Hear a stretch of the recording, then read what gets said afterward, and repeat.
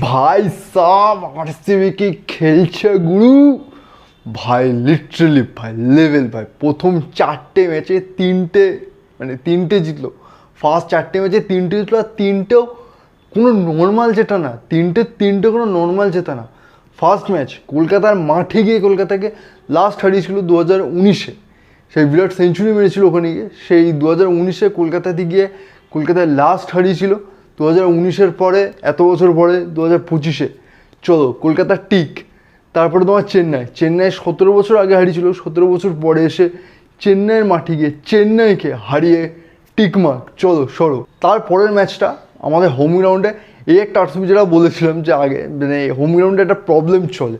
So সামান্য কিছু ভুলের জন্য ম্যাচটা বেরিয়েছিল, আহামরি কিছু ভুল হয়নি। এটাও আমি আগের ভিডিওতে বলেছিলাম, টিম ঠিক আছে। তারপরে আজকের ম্যাচে মুম্বাইয়ের সাথে, মুম্বাইতে গিয়ে 2015-র পরে ম্যাচে মুম্বাইতে গিয়ে মুম্বাইকে হারিয়ে টিক, চলো মুম্বাই বেরো। ভাই সাহ লেভেল ভাই। আরসিবিতে এর আগেও অনেক বড় বড় ক্যাপ্টেন এসছে, ক্যাপ্টেন গেছে, Virat Kohli, Faf du Plessis, Anil Kumble, Kevin Pietersen, এরকম অনেক বড় বড় ক্যাপ্টেন গেছে।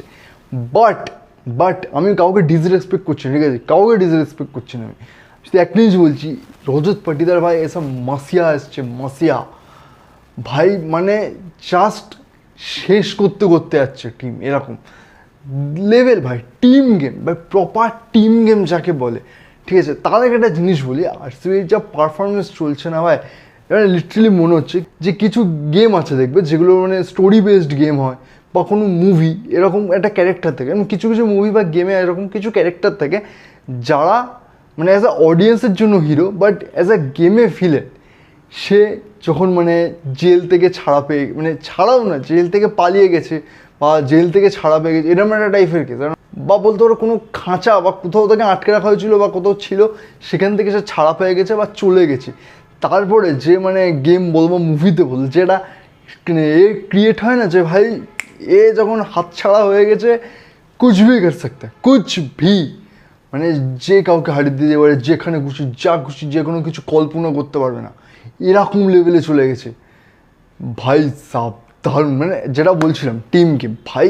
দেখো ব্যাটিং, দেখো মানে দিনের পর মানে এটা অতটা বলা ঠিক হবে না, বাট তাও মানে দেখো মানে ডে বাই ডে এটা মানে ব্যাটিং ডমিনেট ক্রিকেট হচ্ছে কিছুটা। আগে এবছর অনেক কন্ট্রোল করা হয়েছে আগের বছরের তুলনায়। সো যেহেতু কিছুটা ব্যাটিং ডমিনেট ক্রিকেট এখন চলে, সো সেখানে দাঁড়িয়ে তোমার ব্যাটসম্যানরা তোমাকে রান করে দেবে।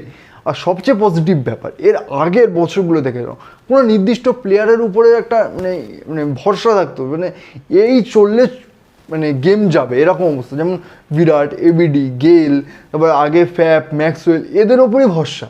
বিরাট আর কোনো দুটো বিদেশি থাকবে, এরকমই এদের ওপরে ভরসা যে যদি এরা খেলে দেন তোমার রানটা অনেক যাবে, বা এদের ওপরেই মেন, এদের একজন বা দুজনকে চলতেই হবে।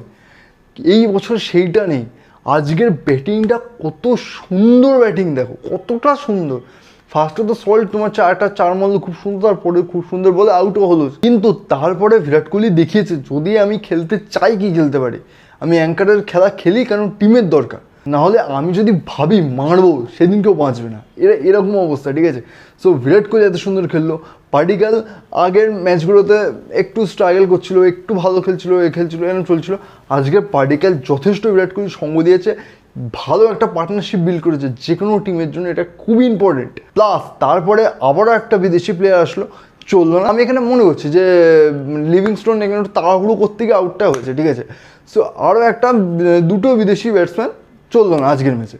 কিন্তু তারপরে জিতেশ শর্মা, ওদিকে রজত পাটিদার, ভাই ক্যাপ্টেন ইজ ক্যাপ্টেন ব্রো।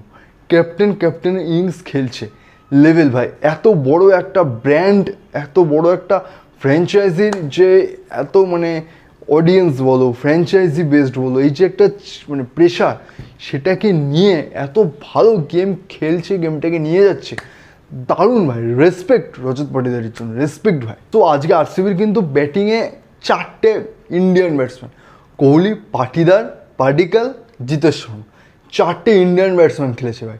খেলেনি ভাই, পুষিয়ে দিয়েছে লেভেলের।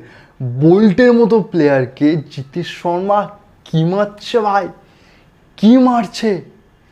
এদিকে পিছনে, ওদিকে একটা ছয় জাস্ট কানেক্ট, ছয়, পিছনে ছয়, দারুণ দারুণ। দেখো এই যে আজকে হাই স্কোরিং ম্যাচ ছিল, ঠিক আছে, সেই ম্যাচে বোলার মার খাবে, বাট মানে বুমরা, একটা জিনিস বলি আগে, বুমরা ভাই, বুমরাকে ব্যাক করেছে। আমি ভেবেছিলাম হয়তো বুমরা জাস্ট ঢুকেছে, হয়তো আজকের ম্যাচ নাও খেলতে পারে। সো আজকে বুমরা ঢুকেছে, ভাবো বুমরা না থাকলে কী হতো। আজকে বিঘ্নেশ পুতুর ভালো প্লেয়ার, উইকেটও নিয়েছে, বাট বিঘ্নেশ পুতুরের একটা ওভার করিয়ে ছেড়ে দিয়েছে। যদি বুমরা না থাকতো, বিঘ্নেশ পুতুরের ওভার করতে হতো আরও, কমপ্লিট হবে কিনা জানি না, বাট ওভার করতে হতো। আর একটা ছেলে ছিল আগের দিন, আমার নাম মনে আসছে না, সেই ছেলেটাও তোমার বল করতে আসতো, ওকেও বল করতে হতো। রানটা কোথায় যেত? এত সবাই মার খেয়েছে, বোল্ট মার খেয়েছে, চাহার মার খেয়েছে, মানে হার্দিক মার খেয়েছে, সেন্টেনার মার খেয়েছে, ওদিকে তোমার উইল জ্যাক্স মার খেয়েছে, উইল জ্যাক্সে এক ওভার করেছিল, পুতুর এক ওভার করেছিল, ও মার খেয়েছে, যে এসছে সে মার খেয়েছে, সবার 10-এর উপরে, সবার 10-এর উপরে তোমার ইকোনমি। সো একমাত্র বুমরা উইকেট নিতে পারেনি, অতটা এফেক্টিভ হতে পারেনি, বাট ইকোনমিক্যাল বোলিংটা করে গেছে, ওটা একটা খুব ভালো জিনিস। তো টিম গেম লেভেল এখনও তো বোলিং বাকি আছে, বোলিংয়ে ভাই তোমার সবাই মানে সবার স্কোর দেখো, আনটিল আর আনলেস হার্দিক বা তিলকের আগে অবধি সবাই তোমার মানে 20-25 রান মতো করে, মানে 20-25 না, মানে 25-30 রান মতো করে একটা ডিসেন্ট রান করে চলে। আজকে রোহিত স্টার্ট খুব ভালো করেছিল, ভাবছিলাম রোহিত তো গেমটা নিয়ে যেতে পারে আগে, বাট নিয়ে যেতে পারলো না, উইল জ্যাক্সকে পারলো না, রিকিলটনের লেভেলের আউট ছিল ভাই ওটা। সবাই কনফিউজ ছিল ডিআরএস নিয়ে, বাট দেন ডিআরএস নিল, একটা ভালো আউট হলো। আর এখানে একটা জিনিস দেখো, ডে বাই ডে ইয়াসদল নিজেকে কতটা ইমপ্রুভ করছে। প্লাস ওদিকে ভাই ভুবনেশ্বর আর ওদিকে হ্যাজেলউড, এদের কাছ থেকে আমি এতটা আশা করিনি, বিশ্বাস করো। একজন ইন্টারন্যাশনালে অত মানে নেই বললেই চলে এখন, আর হ্যাজেলউডও মানে ভুবনেশ্বর ইন্টারন্যাশনাল নেই বললেই চলে, আর হ্যাজেলউডও টেস্ট খেলে, কিছু ওডিআই খেলে, সব হোয়াইট বলে সবসময় চান্সও পায় না। সো আমি অতটা ভরসা রাখতে পারছিলাম যে কিরম কী করবো, বাট এরা দুটো ভাই দারুণ।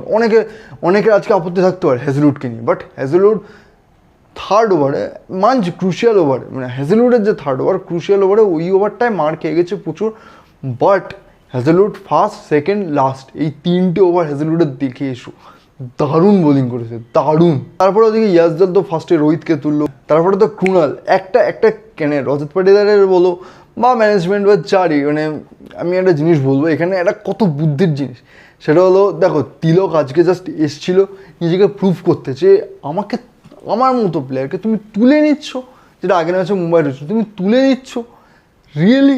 তার উপরে ম্যানেজমেন্ট ভরসা দেখাতে পারছে না, তাকে রিটায়ার হার্ট করে সেন্টেনারকে নামাচ্ছে।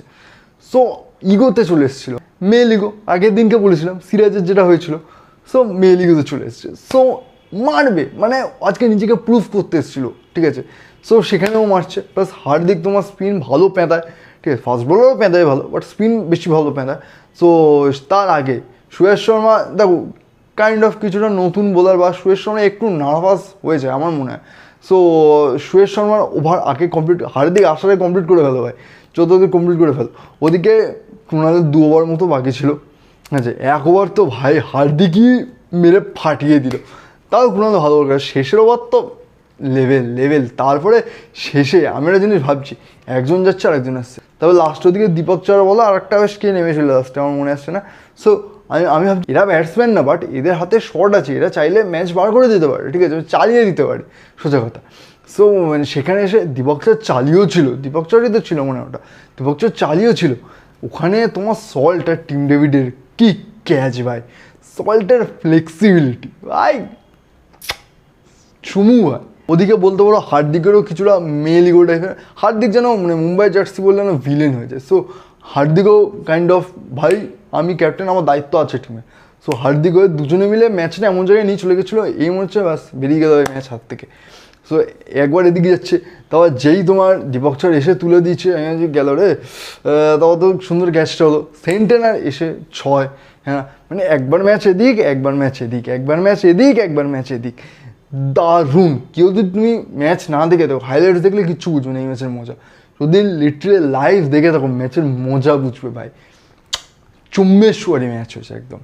তো ভাই আইপিএলের 2025-এ দেখা আমার বেস্ট ম্যাচ, মুম্বাই ভার্সেস আরসিবির বেস্ট ম্যাচ 25 সালে আইপিএলে, দারুণ।